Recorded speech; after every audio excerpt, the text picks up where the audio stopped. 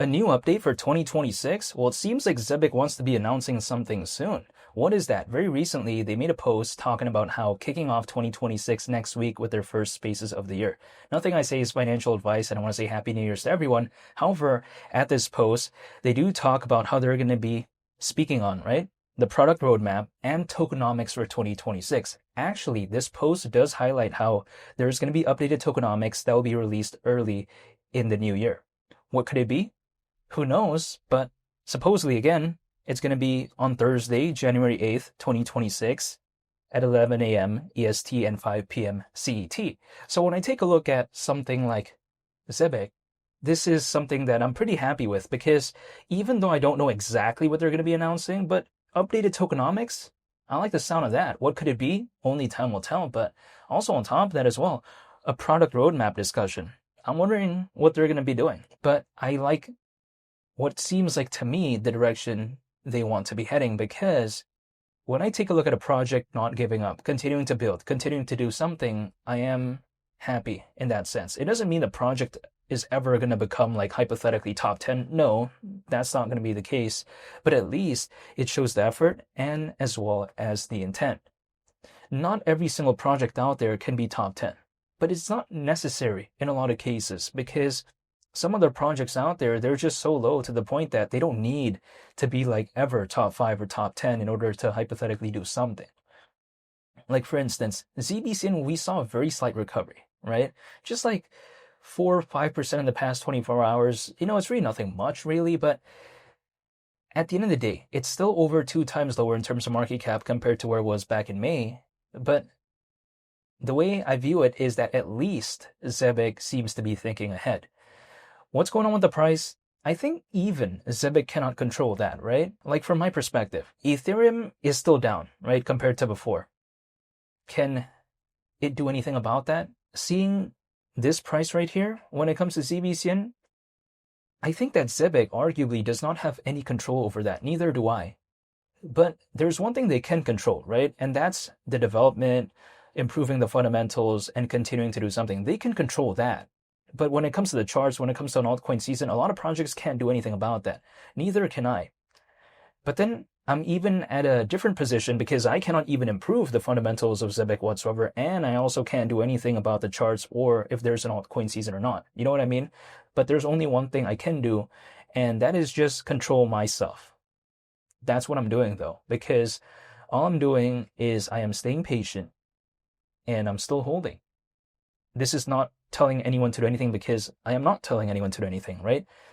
But also, I'm just explaining what I can control. That's myself. Beyond that, I can't control anything when it comes to this. If we consider a project that is focused on global trade and finance, Zebec, compared to some of its competitors, it seems to want to improve more than some of the others. Some of the others out there, they're just kind of staying where they were, and they're just kind of waiting for a moment in time in which something happens. But when it comes to Zebec, it seems like they don't really care about that. It seems like they don't care about that in a good way, in which they still want to build and develop, even at a time when people don't really consider the space to be that good when it comes to altcoins. 10 cents is still 40x away, It's still very far. Or should I say a 40x away from where it is as of right now. So we're not talking about something that has recovered that much. But at the same time, I'm not going to complain if I am able to dollar cost average at a lower point when compared to before. Why would I complain about that? I don't know why I would. Because I know some friends out there, and this has totally nothing to do with this, and I'm not telling anyone to do anything. However, I know some friends out there that want to enter the space when things are, on the up, right? But then when things are down, they exit. My reaction is, I don't know if I were to do that, where I would have the longevity by doing something like that. Imagine if every single time I entered, the market was doing this, and then I kept exiting when the market is doing this. That's not something I would do, actually, because it just doesn't make sense to me. So I enter when things are doing good, and then follow it all the way down, and then leave at that point. Then wait for it to go all the way up here, and then enter, and then go all the way down again. Like, how does that make sense? I just don't get it. This is just my perspective. And sometimes it kind of creates this cycle, right? Where it's only entering when things are okay and then just waiting until things are not okay and then exiting. It's like, what? Yeah, I just don't know why I would do something like that. But even besides all that, when it comes to Zebec, this is why I just like to keep things consistent, do things on an incremental basis over a period of time. That way, I'm not in this mindset where I'm trying to figure out the perfect time, because I don't want to be in this mindset where I'm trying to figure out a perfect time. I'm not going to be able to. That's just going to stress me out in my perspective. This is why I'd rather just do it incrementally. I just do it once a month, basically, when it comes to dollar cost averaging. However, also, I'm not trying to look at the charts every 5 or 10 minutes. If for whatever reason I dollar cost average, let's say a couple months ago, and as of right now it's not doing the best, as long as I still like the fundamentals, even though I was able to dollar cost average before and the market cap was higher, now that I see market cap that's lower, as long as I still like the fundamentals, I just continue the journey. If I don't like the fundamentals, then I'll stop. But if I still like it, then I won't stop. I'll still continue doing it. And also, if I did not mine ZBCN at around, let's say, 300, 400, $500 million market cap, now that it's around 250 million, am I suddenly going to be like, oh, it was not doing as good as before, I'm out? I'm not doing that, because I've kind of trained myself in a way where when I take a look at real life, right? This has nothing to do with this, but I'm just saying, if I take a look at things at a store, if there's a discount, in a lot of cases, if I like the item, let's say I like a pair of shoes, that would make me want to acquire the shoes more than without the discount, right? But within this space, it seems to sometimes have the opposite effect, where a lot of my friends out there don't like it when things are down, but they like it when things eventually are up again. Imagine if I am at a store, I only like the pair of shoes when there's no discount, but then when there is a discount, I don't like it. It doesn't really operate like that when it comes to shoes, right? Or real life. But somehow it's kind of the opposite here. But whatever, right? This is just my perception.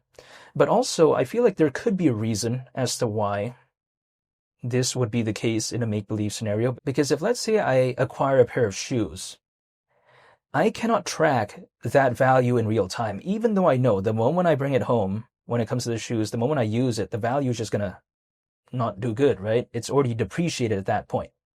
But the thing is this, I don't have a portfolio tracking that, right, value of the shoes in real time. So it doesn't feel like that intense. You know what I mean? I don't feel the depreciation in real time and just seeing that. But when it comes to this space, if I dollar cost average the project, I can literally take a look at it and see it go in either direction in real time.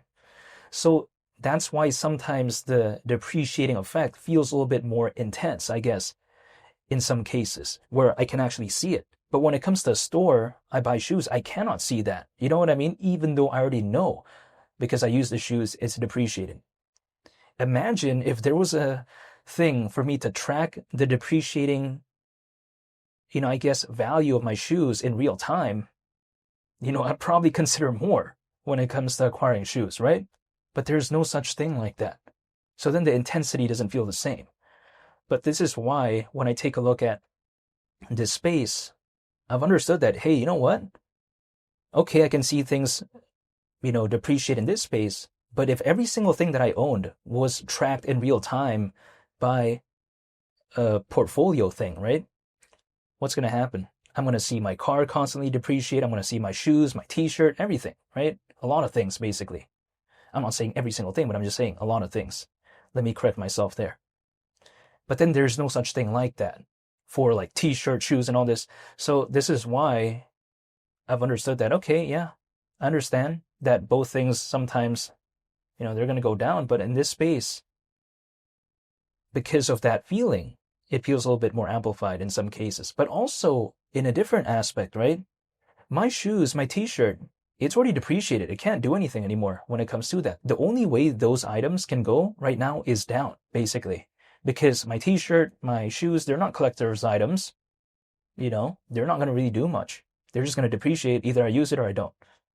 But when it comes to this space, are things going to go down forever? Sometimes it could be different. In this space, things are not stagnant. When it comes to my t-shirt, when it comes to my shoes, The direction is down, pretty much. In this space, it could do this, it could do that. We just don't know. It's not stuck forever like a shoe sometimes or a t-shirt in some cases that I do see. So unlike my shoes, unlike my t-shirt that pretty much has gone down, can't go up anymore, sometimes in this space, I don't really see it hypothetically operate that way, right? Bitcoin not too long ago was like, below 87 grand. Now it's almost 90 grand. My shoes, once it's down, it can't go up again, But besides that point, this is just my perspective when it comes to this space. I'm still waiting and I'm still staying patient. However, nothing I say is financial advice. And I just want to say thank you for watching. And I hope you all have a very happy New Year's. It's Mali the Captain.